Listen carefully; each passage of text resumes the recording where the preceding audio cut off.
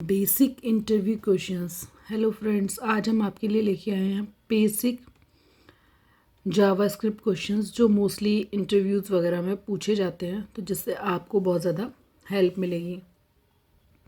पहले हमने कुछ वीडियोस अपनी इंग्लिश में बनाई हैं, लेकिन काफ़ी लोगों ने रिक्वेस्ट किया कि इसको आप हिंदी में बनाएं। तो चलिए कुछ फंक्शंस को स्टार्ट करते हैं, चीज़ों को। पहले तो ये जावास्क्रिप्ट है क्या, तो वो तो पता ही है लोगों को, सभी को जो इसमें काम करते हैं।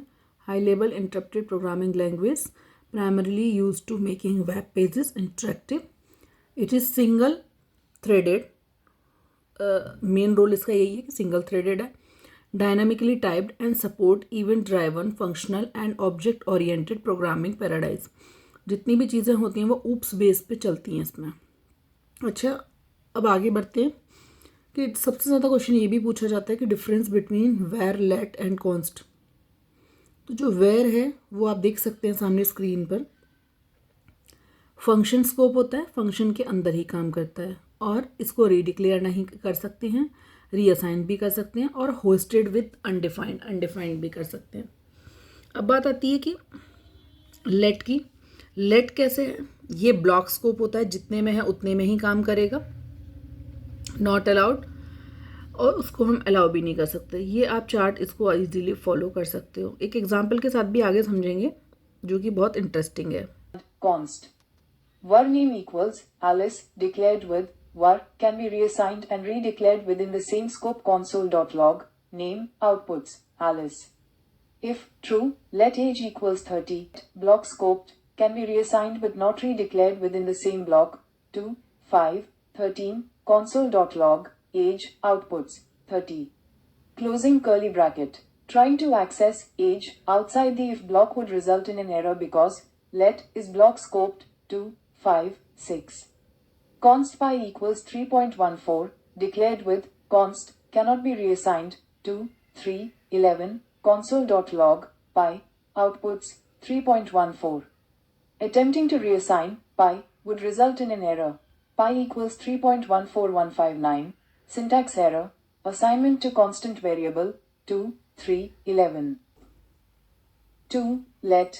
This variable is block scoped, meaning it can only be accessed within the block, curly braces, where it's declared.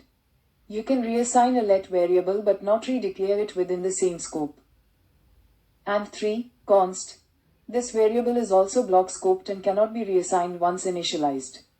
You must assign a value when declaring a const variable. Key points to remember. 1. Use const by default for variables that should not change. 2. Use let when you need to reassign a variable within a specific block. And 3. Avoid using var in modern JavaScript due to its potential scoping issues. Next is what are primitive and reference data type in JavaScript. तो कौन कौन से होते हैं primitive data types? जैसे string हो सकता है, number, boolean, undefined, null, symbol, big int, ये सब हो सकते हैं। रेफरेंस डेटा टाइप कौन से होते हैं?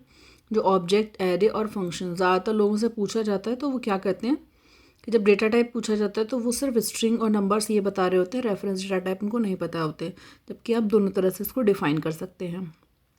नेक्स्ट क्वेश्चन आता है, what is difference between double equal and triple equal. तो क्या डिफरेंस है दोनों में?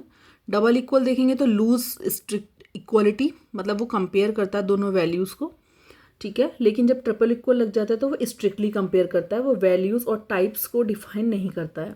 जैसे आप देख सकते हैं इसमें कि ये ऊपर जो डबल इक्वल कंपेयर किया है उसका जो आंसर आएगा वो 5 ही आएगा, लेकिन जब हम स्ट्रिक्टली करते हैं तो वो डेटा टाइप को भी चेक करता है, उसके टाइप्स क्या हैं।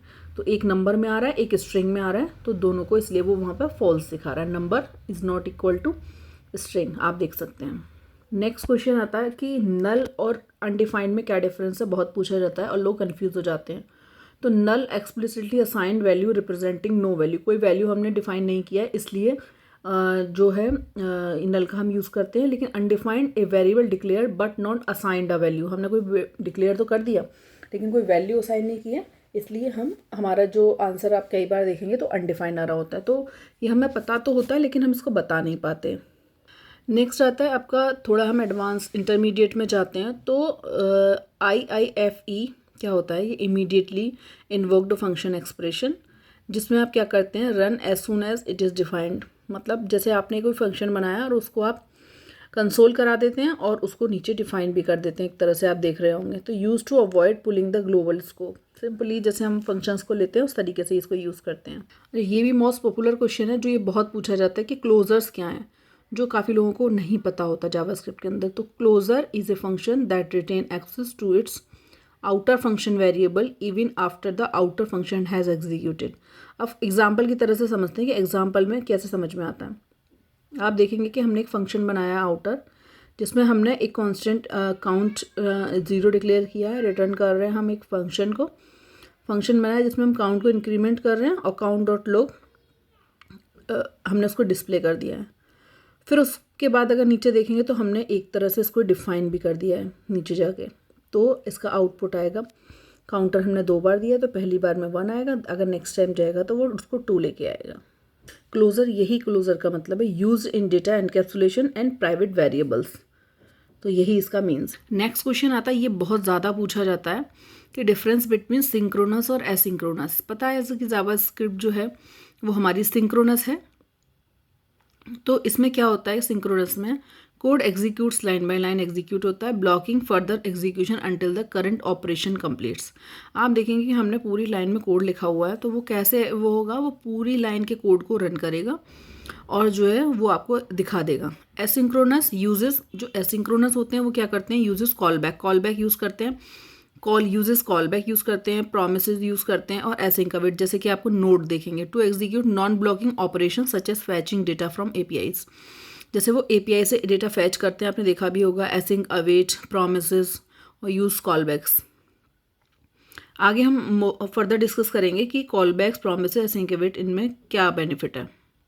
चलिए बात करते हैं कि जावास्क्रिप्ट के अंदर कॉलबैक्स का क्या है। Callbacks are functions passed and arguments to complete to other functions to be executed once at asynchronous operation completes. Promises are objects represented the eventual outcome of an asynchronous operation, allowing for clear chaining of operations. And async await is a syntax that make asynchronous code look more like synchronous code, built on top of promises, providing a more readable way to handle multiple asynchronous tasks sequentially. Essentially, callbacks are the older method. Promises often more structured approach, and async await provide the most initiative syntax for managing asynchronous operations, mostly popular now as the async await. एक example के साथ में समझते हैं कि example with कॉलबैक्स। जैसे कि हमारा एक फंक्शन है फैच डेटा, यूआरएल और कॉलबैक्स हमने लिए हैं, जिसमें हमने सेट टाइम आउट में कॉलबैक्स और उसको सेट टाइम भी दिया है कि कितने टाइम्स में। फिर नीचे जाते हैं तो हमने देखा फैच डेटा, यहाँ पर हमने यूआरएल दिया और डेटा, और उसके बाद में हमने डेटा को प्रिंट कर दिया। console.log, this will immediately printed. तो क्या होगा इस केस में, तो अगर हम देखेंगे तो फैच डेटा जो था वो टेक्स ए यूआरएल लेगा and callback function as argument. The callback function is executed after the simulated data fetch is complete using the set time out and is passed the retrieved data. Promises का क्या रहता है, example with promises, आपको sequence by sequence बता रहे हैं तो ज़्यादा समझने में आसानी होगी। फंक्शन, जैसे हमने फंक्शन दिया है, हमारे पास फैच डेटा है, हमने प्रॉमिस किया है, प्रोमिसेस डाला है जिसमें रिजॉल्व और रिजेक्ट। इसका क्या मतलब है कि अगर हमारा पास हो गया तो रिजॉल्व में जाएगा, अदरवाइज रिजेक्ट में जाएगा। तो सेट टाइम आउट में हमने रिजॉल्व दिया कि इतने सेकंड बाद डेटा रिट्रीव हो जाए, टाइम दे दिया, और उसके बाद हमने नीचे जाके इसको यूआरएल पास करा दिया, ठीक है, .then। अब इससे क्या होगा कि fetch data return A promise object which can be changed using .then to handle successful resolution and .cache to handle errors। तो ये हम promises के साथ में .then वो कंप्लीट हो जाएगा, उसके बाद हमारा ये रन होगा, ठीक है। अब हम बात करते हैं async await की। तो async await का क्या है, जो सबसे ज़्यादा ट्रेंडिंग और पॉपुलर है। जैसे कि हमने फैच और डेटा लिया, ठीक है, रिटर्न हमने इस तरह से रिजॉल्व एंड रिजेक्ट इसमें भी दिया। सेट टाइम एंड आप देखेंगे एसिंक दिया है हमने, और ऐसे ही सेट टाइम आउट दे दिया। रिटर्न में हमने अवेट लगा दिया। डेटा रिट्रीव्ड सक्सेसफुली दे दिया। यहाँ पर अपना नीचे भी सेम दे दिया। यहाँ पर नीचे क्या होता है, जो हम पहले डॉट देन लगा रहे थे वो यहाँ डॉट देन की जगह हम क्या लगा रहे हैं, अगर आप देख रहे होंगे, वेट, अवेट लगा रहे हैं। एसिंक फंक्शन से पहले दे दिया, अवेट दे दिया। फैच डेटा, जो हमने ऊपर यूआरएल दिया था, ये वाला, ये ऊपर जो यूआरएल हमने दिया था उसको हमने यहाँ पर यूज़ कर दिया। console.log data retrieve successfully after 1 second. और मेन जो ये हमारा मेन था इसको हमने यहाँ पर दे दिया। तो ये तरीका जो है ये थोड़ा डिफरेंट है। तो इससे क्या हुआ कि जो हमारा फैच डेटा जो था उसको हमने एसिंक कर दिया, allowing the use of await within it. Await pauses the execution of the main function until the promise returned by the fetch data is resolved, making the code read like asynchronous code। तो अगर आप mainly देखेंगे कि इसमें क्या है main difference, अगर की डिफरेंस देखेंगे हम, तो देखिए readability, await is generally considered the most readable approach due to its sequential syntax. Error handling, promises provide a more structured way to handle errors with the catch, जैसे try catch हम use करते हैं। Chaining operations, promises allow for easy chaining of multiple asynchronous operation using dot then. यहाँ तक clear हो गया होगा। इसके आगे चलते हैं। जो सबसे ज़्यादा क्वेश्चन पूछा जाता है 10th क्वेश्चन, वो है explain event delegation in JavaScript. तो event delegations allow you to handle events efficiently by attaching a single event handler to parent event rather than each child. तो ये कभी कभी घुमा फिरा के भी क्वेश्चन पूछ लिया जाता है कि अगर सिंगल इवेंट लिसनर और विद पेरेंट एलिमेंट के साथ हम कैसे ईच चाइल्ड को वो यूज़ कर सकते हैं, मतलब आंसर भी पूछ सकते हैं। तो आपको पता होना चाहिए कि क्या है। तो देखेंगे कि जावास्क्रिप्ट में जैसे हम पहले यूज़ करते थे, document dot get element by ID, parent दे दिया, ऐड इवेंट लिसनर, तो उसमें सिर्फ हमने एक ही ऑपरेशन दिया, इवेंट दिया कि वो सिर्फ क्लिक करेगा। जैसे वो क्लिक करेगा तो उसके बाद क्या होगा कि if event dot target matches, अगर चाइल्ड मैच हो जाता है, डॉट मैचेस डॉट चाइल्ड, तो कंसोल डॉट लॉग उसका चाइल्ड का वो दिखा देगा। तो यही है, हम इस तरह से मैनेज, घुमा फिरा के भी क्वेश्चन आपसे पूछा जा सकता है कि चाइल्ड और पेरेंट को हम सिंगल इवेंट लिसनर के साथ कैसे मैनेज करेंगे। तो आप इसका आंसर इजीली दे सकते हैं। एक ही क्वेश्चन सबसे ज़्यादा आप पूछा जाता है एडवांस की बात करें तो, कि इवेंट लूप क्या है। The event loop is responsible for handling asynchronous operations by managing the call stack and. तो जैसे कि आप ये देखेंगे, आपको एक सामने ही दिख रहा होगा कि हमने स्टार्ट दिया, सेट टाइम आउट दिया, कंसोल डॉट लॉग, प्रोमिसेस दिया, डॉट देन और एंड। तो आपके हिसाब से क्या आउटपुट आना चाहिए, सोचिए आप। तो ऑब्वियसली सबसे पहले आपका कौन सा आएगा, आपका स्टार्ट आएगा, उसके बाद आपका एंड आएगा नीचे वाला, उसके बाद आपने प्रॉमिस दिया है तो ऑब्वियसली आपका प्रोमिसेस वाला आएगा। आपको कंसोल डॉट लॉग, क्योंकि आपने promise dot resolve dot then use किया है। उसके बाद लास्ट में आपका आएगा टाइम आउट। तो ये है इसका सीक्वेंस। ये भी बहुत बार पूछा जाता है, तो आप एक बार एक एग्जांपल के साथ भी बता सकते हैं। नेक्स्ट आता है जो मेरा सबसे फेवरेट है, जो मैं ज़्यादा पूछती हूँ और बहुत लोग और भी लोग ज़्यादा पूछते हैं, वो है difference between call, apply and bind. ये बहुत पूछा जाता है। तो देखिए कॉल बिल्कुल सिंपल है, आप एक एग्जाम्पल के साथ बताएंगे तो आप ज़्यादा अच्छा आंसर दे पाएंगे। तो जब भी आपसे कोई क्वेश्चन पूछा जाए तो आप उसको एक एग्जाम्पल के वे में ही बताएं, जिससे आपका इंप्रेशन भी काफ़ी अच्छा रहेगा। जैसे कॉल है, invokes a function immediately with this and arguments. तो जो भी आईटी के पर्सन होंगे उनको बहुत अच्छे से पता होगा कि हम जब इसको यूज़ करते हैं, जैसे एक फंक्शन बना दिया, ठीक है, हेलो नेम दे दिया, ग्रीट डॉट कॉल, हमने सिंपली कॉल किया है इसमें, तो हम इसको ईजीली अपना यूज़ कर सकते हैं। अब सोचिए आपके हिसाब से इसका आउटपुट क्या आएगा, क्या आना चाहिए आउटपुट इसका। तो ऑब्वियसली देखिए कंसोल डॉट लॉग जो हमने ऊपर दिया है उसमें हमने हेलो दिया है, नेम में हम नीचे डिफाइन कर रहे हैं ग्रीट टू कॉल और उसको नाम भी दे रहे हैं एलिस। तो हमने नीचे एलिस नेम डिफाइन किया है, तो हम उसको ईजी, तो इसका आंसर रहा हेलो एलिस। अब नेक्स्ट बात करते हैं apply, same as call but arguments are passed as an array. अब जैसे हमने एरे में दिया तो वो हमारा अप्लाई हो गया। ऐसे ही हमारा बाइंड होता है, return a new function with this bound but does not execute immediately.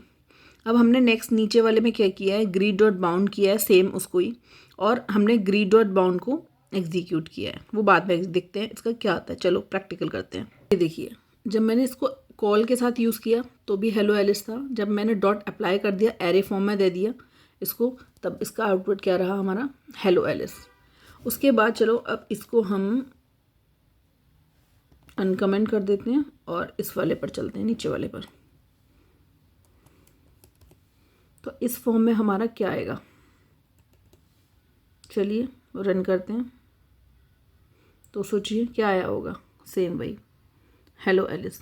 सो ये डिफरेंट वेज हैं कि हमारा आउटपुट भले ही सेम आएगा, लेकिन हम कॉल के थ्रू इस तरह से मैनेज करते हैं, जो कि सिंपल नॉर्मल कॉल है। अप्लाई करते हैं तो हम एरे फॉर्म में देते हैं, और जब हम बाइंड करते हैं तो इस तरह से एग्जीक्यूट कर लेते हैं। तो बाइंड में हमने आपको बताया कि रिटर्न ए न्यू फंक्शन को रिटर्न करते हैं विद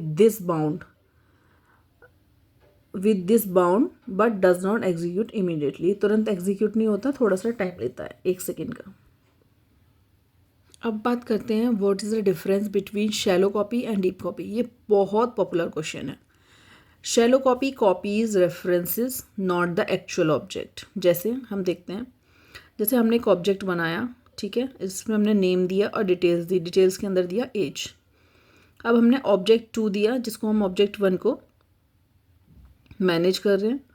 उसके बाद हमने ऑब्जेक्ट 2 डिटेल डॉट एज 30 दिया और उसको फिर कंसोल करा लिया। तो ऑब्वियसली ये क्या आएगा, सिर्फ हमारा डायरेक्टली 30 प्रिंट होगा, ठीक है। डीप कॉपी क्या होता है, जिसमें हम create a completely independent copy कर दे, जिसमें हम जेसन डॉट पार्सिंग लगाते हैं, तो वो भी आपको दिखाते हैं। तो ये देख सकते हैं, हमने ऊपर वाले को कमेंट कर दिया जो कि हम शैलो कॉपी यूज़ कर रहे थे। अब डीप कॉपी में देखिए हमने जेसन डॉट पार्सिंग यूज़ किया है, तो ये आउटपुट क्या लाएगा, 25। जैसे क्यों लाएगा, क्योंकि इसने OBJ1 जो हमने ये दे रखा है, OBJ1 वाला, ये इसके अंदर से लाएगा OBJ1 डिटेल्स एज, यहाँ से उठा के लाएगा। जो हमने यहाँ डिक्लेयर कर दिया था, अगर हम इसको यूज़ नहीं करेंगे, शैलो कॉपी यूज़ करेंगे, ऊपर वाले को यूज़ करेंगे डायरेक्टली, जो हमने इसको डिफाइन किया है वो वही आउटपुट लेके आएगा। Clear, very simple. नेक्स्ट बात करते हैं what is debouncing and throttling. ये भी बहुत पॉपुलर है। Debouncing limits function executes until a delay has passed search. जैसे कि हम कोई सर्च वगैरह करते हैं, सर्च इनपुट को, तो जैसे ये देखेंगे कि हमने ये लिया जिसमें हमने एक टाइमर सेट किया, रिटर्न के argument set clear time set, और इसके बाद हमने आर्ग्यूमेंट्स और ये लिया, ठीक है। थ्रोटिंग क्या करता है, limit function execute to once per interval. जैसे स्क्रॉल इवेंट, जैसे जैसे हम स्क्रॉल करेंगे उस तरह से इसको यूज़ करता है। जैसे थ्रोट हो गया, हमने लास्ट नंबर दे दिया minus last time greater than interval, इस तरह से ये पैटर्न अपना। इसमें क्या होता है कि अगर आप देखेंगे ना, जैसे कि हम वो यूज़ करते हैं लेजी लोडिंग, तो सिमिलर टाइप डेट ये उस तरीके का ही होता है। अगर आपको नहीं पता लेजी लोडिंग क्या होता है तो आप हमें कमेंट कर सकते हैं। What is async await, how it is different from promises. Async await जो है is a cleaner way to handle asynchronous operations instead of dot then, जो हम पहले ही डिस्कस कर चुके हैं। तो एक बार और अच्छे से आगे वो कर लेते हैं। जैसे हमने फंक्शन बनाया, आपने देखा फैच डेटा, जिसमें हमने ट्राई और कैच 2 फंक्शंस यूज़ किए। उसके बाद हमने रेस्पॉन्स को डिक्लेयर किया, उसके बाद हमने फैच में अपना URL दे दिया। नेक्स्ट है रेस्पॉन्स डॉट JSON। तो जब हम कंसोल लॉग डेटा करेंगे तो जितना भी हमारा उस API के अंदर से डेटा आ रहा होगा डेटा आ जाएगा। अगर कोई एरर होगी तो वो एरर पे चला जाएगा। और नीचे हमने उसको फैच डेटा को डिक्लेयर कर दिया, कॉल कर लिया। Async await makes code look synchronous and easier to read. अब जैसे हम बात करते हैं to count the number of characters in a string, okay, तो ये आप देखेंगे कि जैसे एप्पल है, ठीक है। अब एप्पल में हमको ये देखना है कि इसके अंदर टोटल मतलब कितने P हैं, कितने A हैं, कितने L हैं, मतलब काउंट करने हमें कैरेक्टर्स, ठीक है। तो हमने क्या किया, सबसे पहले स्ट्रिंग लिया, ये रहा स्ट्रिंग हमारे पास है एप्पल। उसके बाद हमने एक वेरिएबल ले लिया कैर काउंट, जो कैरेक्टर को काउंट करेगा, जिसको हमने ब्लैंक दे दिया। फॉर लूप लगाया हमने वेर कैर ऑफ स्ट्रिंग, तो जो है हमारे पास स्ट्रिंग है। अब हमने क्या किया, कैर काउंट जो हमने ये यहाँ पर वेरिएबल कैर लिया था और यहाँ पर भी हमने कैर लिया और 0, उसके बाद हम क्या करेंगे +1 करते चले जाएंगे, तो और उसको हम यहाँ पर प्रिंट कर देंगे। जैसे कि हमारे पास है ये A1, तो A हमारे पास 1 है, P की काउंटिंग हमारे पास 2 है, L हमारे पास 1 है और E हमारे पास 1 है। अगर किसी को फिर भी समझ में ना आया हो तो इसको हम स्टेप बाय स्टेप वो कर देते हैं। Counting the total number of character, जैसे हमने काउंट कर लिया, यहाँ पर आप देखेंगे लेंथ ऑफ काउंट हो गया। अब हमारे पास एप्पल जूस के अंदर 5 कैरेक्टर्स हैं, इनके हमें काउंट्स देखने हैं। तो to count how many times each character appears in the string we use an object as a frequently counter. तो हमने ये काउंटर इसलिए यूज़ किया, जो हमारा एम्प्टी ऑब्जेक्ट है, लूप हमने एक चलाया ईच कैरेक्टर का, जो हर कैरेक्टर को चेक करेगा। तो कैर कैरेक्टर कैर काउंट, जो ऊपर हमने ब्लैंक दिया उसके अंदर भी एक कैरेक्टर हर बार लेके जाएगा, और ऑपरेशन 0, उसके बाद में इंक्रीमेंट करता जाएगा। अब आप देखेंगे कि स्टेप बाय स्टेप अगर हम इसको एक्सप्लेन करते हैं तो क्रिएट एंड ये एम्प्टी हमने दे दिया, जो क्या करेगा this will store the count of each character.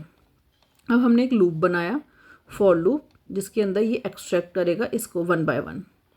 उसके बाद हमने ये देखा कि अपडेट करेगा काउंटर को, कैसे काउंटर को अपडेट करेगा, check if the character already exist, अगर ऑलरेडी एग्जिस्ट है तो क्या करेगा, if it exist it counts its current count, उसको काउंट कर देगा। इफ़ नॉट, अगर नहीं होगा तो इट काउंट टू बी 0, तो 0 और 1, then we will add 1 to the count. तो फाइनली आउटपुट ये रहेगा कि अगर 0 आएगा तो 0 + 1 1 रहेगा, अगर ऑलरेडी 1 है, 0 ऑलरेडी है पहले से हो चुका है, तो वो उसको 1 + 1 2 कर देगा, सिंपल।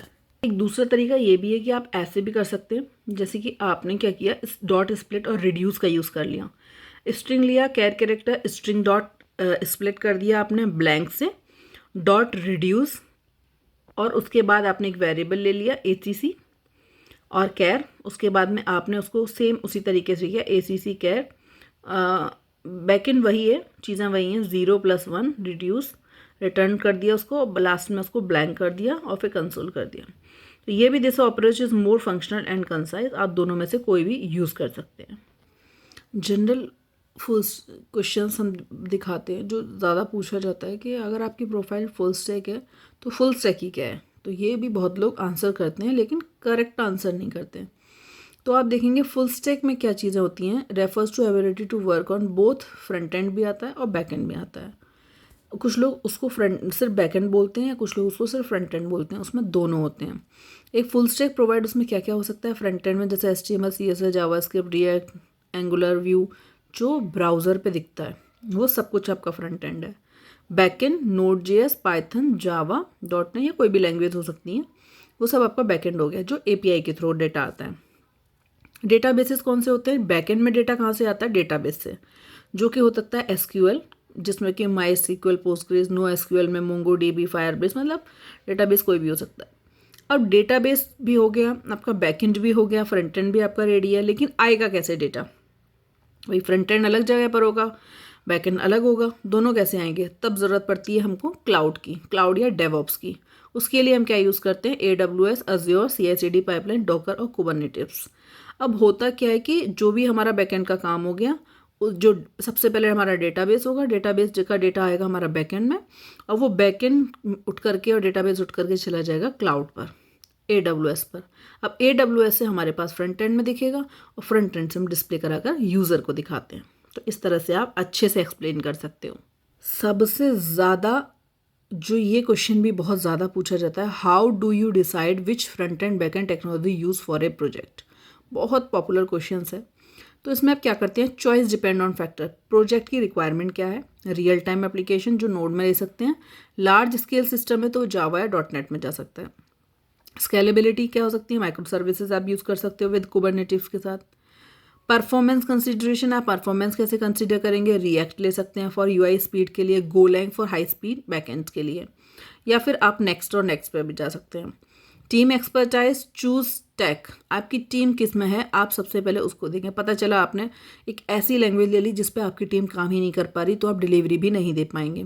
तो आपको अपनी टीम के अकॉर्डिंग यूज़ करना है, align with developers skill set, या आपको पहले से पता है कि इस तरह का प्रोजेक्ट आ रहा है तो आप अपनी टीम को R&D के लिए लगा सकते हैं उससे पहले से, तो वो थोड़ा अवेयर हो जाएंगे उस टेक्नोलॉजी के साथ में।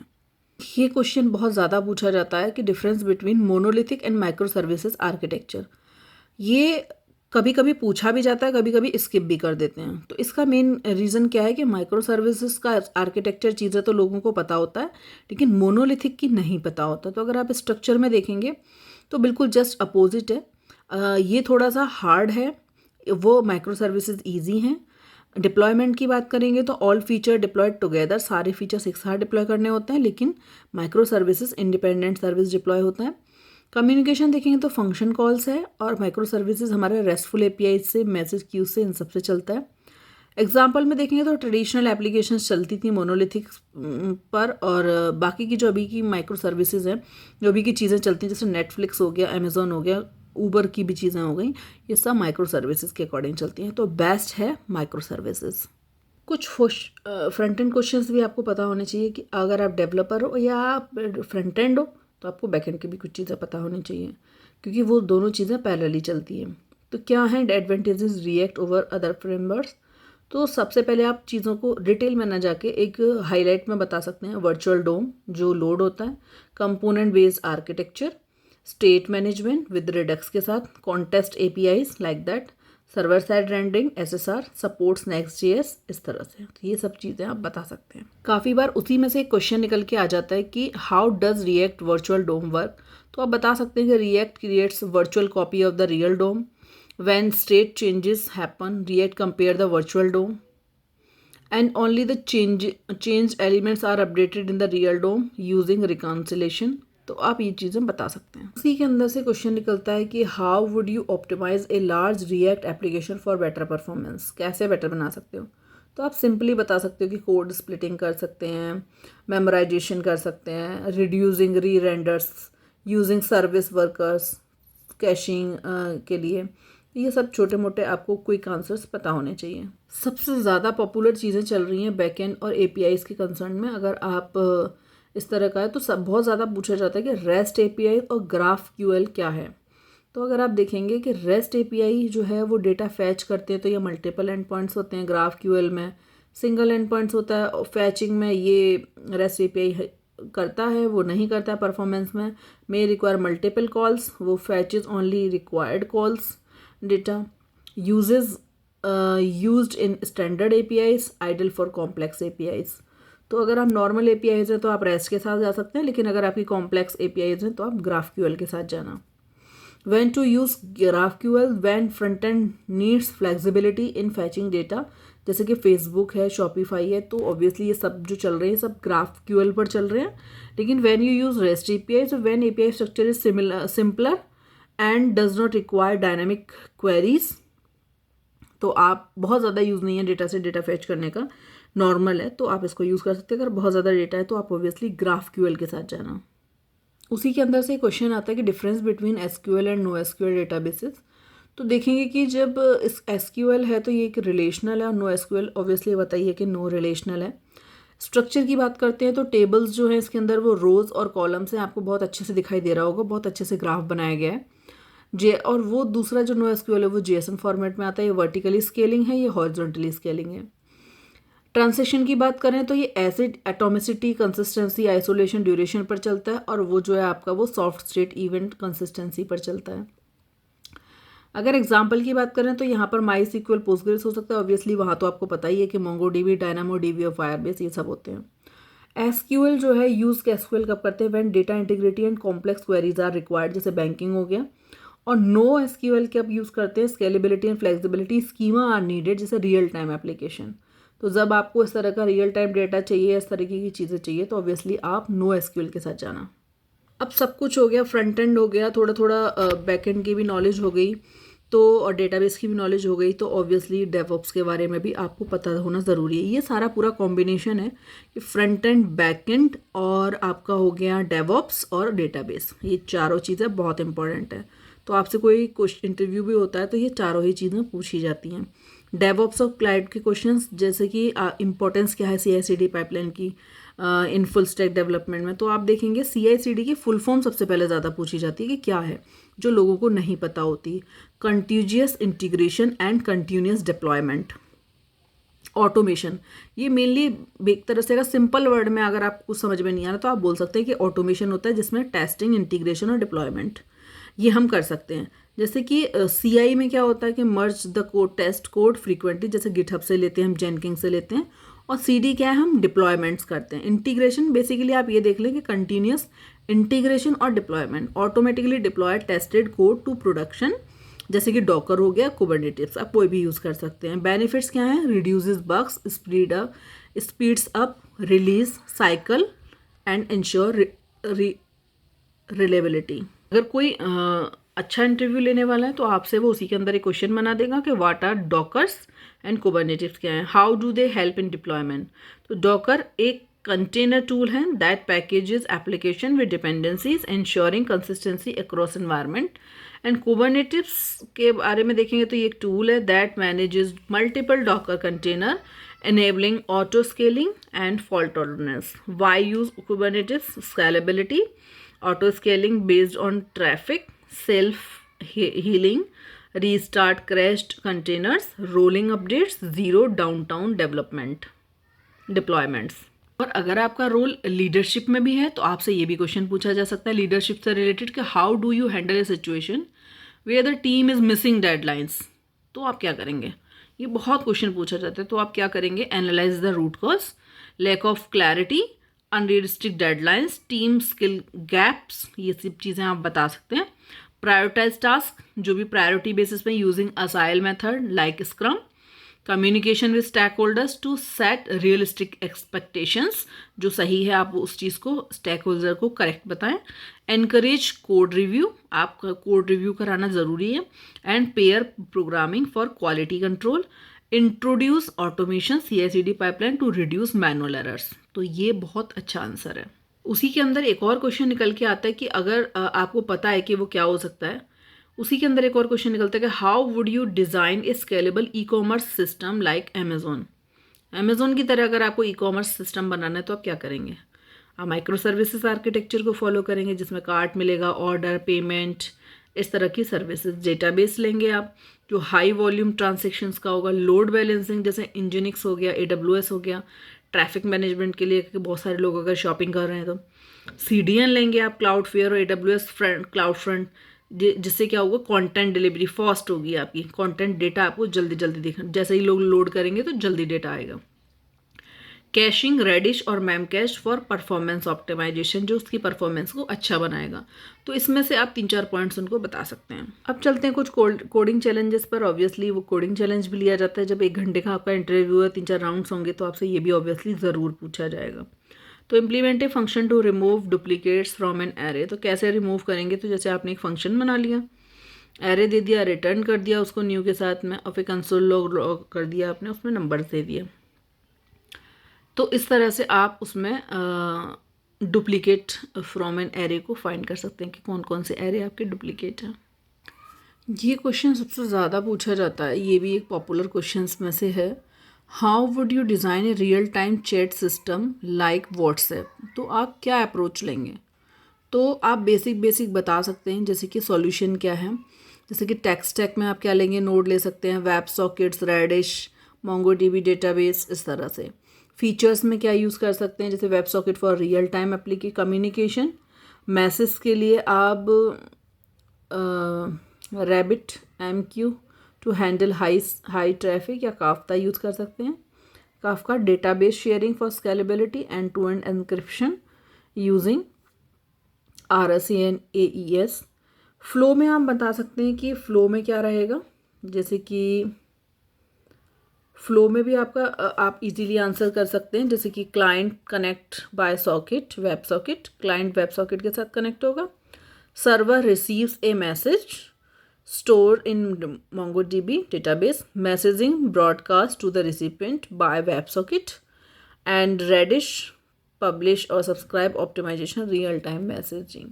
तो आप एक छोटा सा एक फ्लो इजीली बता सकते हैं। एग्जाम्पल भी दे सकते हैं कि वेब सॉकेट का कोड Node.js और सॉकेट IO ये किस तरह से काम करेंगे। जैसे कि आपने एक सॉकेट दे दिया, न्यू यूज़र कनेक्टेड हो गया, फिर आप मैसेज भेज रहे हैं और उसके बाद वो डिसकनेक्टेड हो गया। तो इस तरह से आप सॉकेट्स को ईजिली स्मॉलर वे में डिफ़ाइन कर सकते हैं। जैसे ये क्वेश्चन भी काफ़ी पॉपुलर है कि जैसे हाई और हेलो लिख दिया, अब इसके बाद में आपको काउंट करना है हाई कितने हैं, हेलो कितने हैं। तो आप इस तरह से ना एक वर्ड काउंट ले सकते हैं।